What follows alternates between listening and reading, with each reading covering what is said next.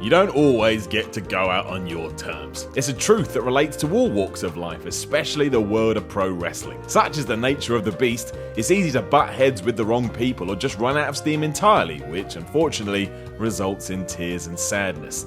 Then you have to walk away from what you love feeling like it should have all gone better. There have been countless of these throughout WWE's existence, and we're going to run 10 of them down, because that's just what a list on YouTube is all about. I'm Simon from WhatCulture, and this is the 10 cruelest WWE superstar exits ever. Number 10, Chris Jericho. In mid-2005, Chris Jericho turned heel so he could feud with WWE Champion John Cena and give Cena's reign the shot in the arm it needed. Jericho's role was to make John feel legit. The journey went through Vengeance 2005, where Cena pinned Christian in a triple threat match that also featured Y2J, which then led to a SummerSlam contest where Cena beat Jericho properly in a singles match. Not sitting too well with then Raw GM Eric Bischoff, the former WCW man turned up the heat by making one last contest between the two, with the stipulation being that the loser would be fired. Obviously, Jericho lost and was carted out by the security guards as he kicked and screamed like a child. At the time, a lot of people were upset about this. They thought it was unfair on Jericho,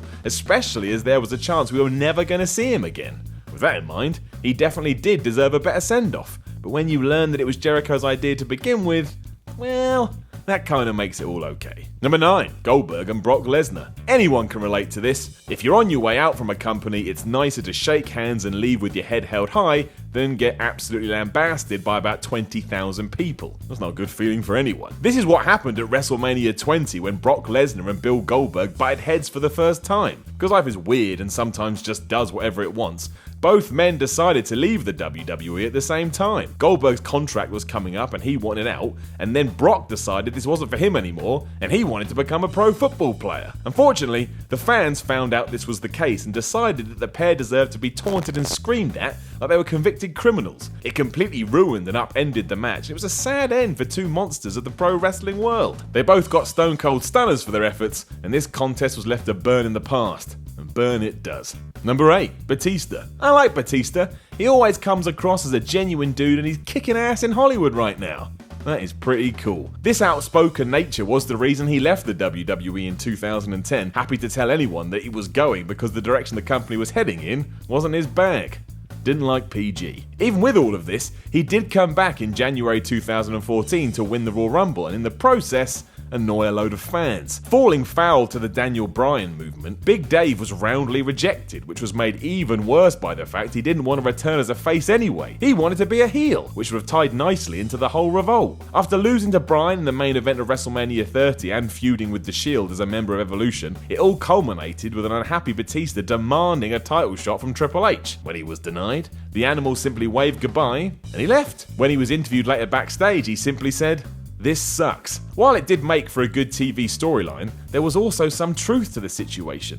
He wasn't overjoyed with the financial or creative promises, or lack thereof, so what we saw on screen was kinda the real deal. Probably not the best idea to air your dirty laundry in public. Number 7, Rob Conway. At one point in time when Rob Conway was in OVW, he was tipped for big things on the main roster. He would make an impact, he could be a player, he was the man. That is not how it all played out though. When in 2003 Conway did finally make the leap, he was put in La Resistance, a pro-French anti-American stable designed to piss everyone off. It was a so-so gimmick, but it wasn't that over, and given he was teamed with both Rene Dupree and Sylvain Grenier, Rob was ultimately lost in the shuffle. Unsurprisingly, that didn't work out in the long run, which led to a repackaging in 2005 as The Con Man. You know, because his name is Rob Conway, and a con man is an actual thing. Genius. Being told just to act super arrogant, the role soon morphed into a comedic one, which then, naturally, led to Rob going on a losing streak and then vanishing from Raw entirely. He did pop back up once to say if he couldn't beat Jeff Hardy he would quit, and when he lost, Vince McMahon appeared to fire his ass anyway. While he wasn't released from his contract for a few months, this was basically his real life firing from the main roster. Seems a bit mean really. Number 6, Marc Mero. Man, Marc Mero, I bet he never anticipated the career he had, or at least what would happen when he arrived in the WWE in 1996. Accompanied by real-life wife Sable, any potential that officials saw in Marc was soon transferred across to her, and that was the beginning of the end for him. The two eventually split and feuded, and this all led to November 1998 and Mero saying if he couldn't beat Dwayne Gill, he would retire. And have a guess what happened. He didn't win, the Job Squad interfered, Mero had to retire, and did so after wrestling at the UK's Capital Carnage pay-per-view a few days later. So in essence, he left the company off the back of losing to Goldberg. Not the best way to say goodbye now, is it? Number 5, the Spirit Squad. The Spirit Squad were an acquired taste. A group of developmental talents that were called up at the same time and made cheerleaders. They were hated by everyone and designed to be easy fodder for babyfaces the world over. Somehow, however, they won the tag team titles, even though there were 5 of them, and this led to a feud with the reformed DX, or at this stage, Shawn Michaels and Triple H, who were happy to rip it out of everyone and anyone. And that's what happened. Hunter and HBK ran rampant through the group, and less than a year after their debut, they were written off permanently. Losing to DX once again, the duo dragged them backstage, threw them in a box, and stuck a sticker on it that read, Destination OVW, a reference for smart fans saying they were being carted back off to developmental. Or basically that they weren't ready for the big time. In 2017, only one man remains, and that's Nick Nemeth, aka Dolph Ziggler. That's one tough exit. Number 4, Jim Neidhart. The Anvil Jim Neidhart was synonymous with the WWE for years. Part of the Hart Foundation early on and having another decent run when he returned to the company in 1994. He probably found his greatest success standing alongside his Hart brethren in 1997 as they became one of the top heel groups. Then, of course, the Montreal Screwjob happened. The fallout from this was the departures of Bret and the British Bulldog, with Owen taking some time off, probably to deal with the whole thing in his head. While Neidhart would leave before the end of the year, WWE booked him in an angle where he actually joined DX, the team that had, on paper, pulled the wool over the Hitman's eyes. It was, of course, a ruse, and Neidhart was viciously attacked by Triple H and Shawn Michaels. That happened again the following week, where they sprayed WCW on his back, and only then was he allowed to leave. That is no fun for anyone. Number 3, Muhammad Hassan. There's no two ways about it. The Muhammad Hassan gimmick was both offensive and awful at the same time. Pushed hard as a heel just because he was a Muslim American, the dubious task fell to Mark Kapani, who had to suffer through the whole thing. While there were big plans in the work, hence why Hassan feuded with The Undertaker in 2005, it all came to a horrific end when an angle designed to evoke terrorist beheadings actually went down on TV. Everyone was offended, naturally, including the network, who straight up banned the character. This brought up the question of how to write him off, and the answer went down at that year's Great American Bash. Taker gave him a last ride through the stage, and it was so devastating he was never seen again. So he was basically killed. Talk about pulling the short straw. Number 2, Eric Bischoff. For 2.5 years, starting in 2002, Eric Bischoff was pretty damn good as the general manager of Monday Night Raw. Not only was it a hoot to see the former WCW head honcho as a storyline character on WWE television, but it provided some awesome TV moments, and some terrible ones too. You know what I'm talking about. This did all come to an end, however, when in December 2005, Vince McMahon decided Bischoff should stand trial. And he meant it literally. McMahon was the judge, and heels such as Chris Masters and Jonathan Coachman testified on his behalf.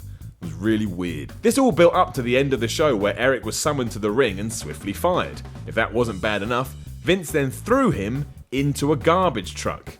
And I mean that literally as well. He was taken out with the trash, meaning he was the equivalent of rubbish. Excellent. Number 1, Bret Hart. Out of everyone who has ever left the WWE, none were as cruel or as well documented as Bret Hart's. A loyal employee who had recently signed a 20-year contract in 1996, it all started to fall apart when McMahon realised he shouldn't have made that deal, and encouraged Hart to go and work for WCW instead. The sticking point, however, was the fact that Bret was the WWE champion at the time. Given their real-life feud, the Hitman didn't want to drop the title to Shawn Michaels, especially as their upcoming Survivor Series match was in Bret's Canadian backyard. Stories go that he was happy to lose it to anyone and anywhere, just not to HBK in Canada. On top of that, Hart had a creative control clause in his contract, so in his mind, this was all hunky-dory. But it was not hunky-dory at all. All of this eventually resulted in McMahon coming down to ringside during Bret vs. Shawn at Survivor Series 1997 and ringing the bell when the latter had the former locked in the sharpshooter. The spot was planned,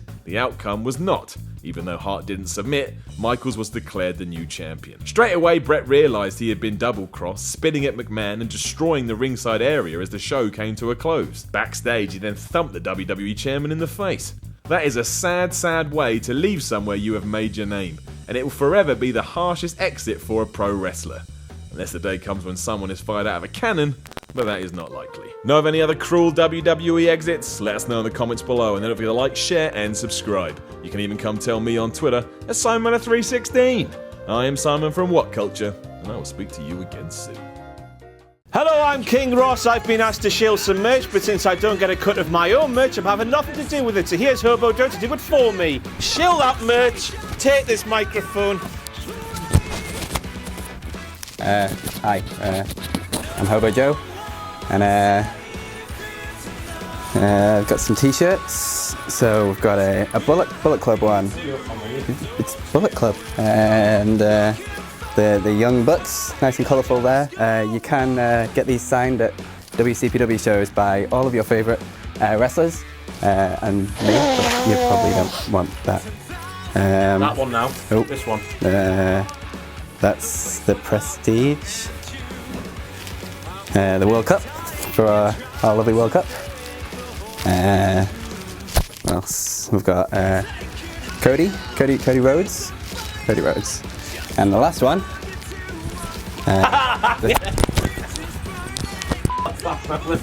Come on, I'll get help you.